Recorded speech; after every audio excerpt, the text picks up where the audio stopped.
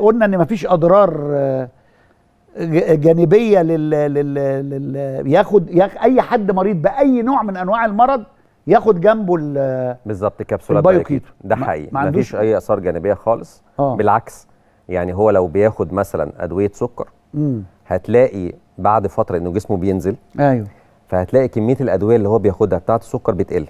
تمام. يروح يقيس سكر تلاقي معدلات السكر عنده مظبوطه. فدي ميزه جميله جدا.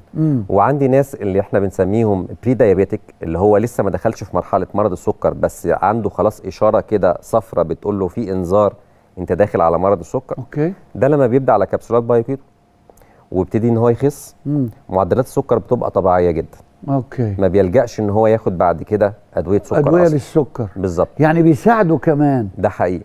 ده حقيقي لانه بتخليه يخف من الاكل. وكل ما بتاكل كتير كل ما السكر بيزيد في جسمك، مش كده ولا انا غلطان؟ كلامك مظبوط. كلامك مظبوط.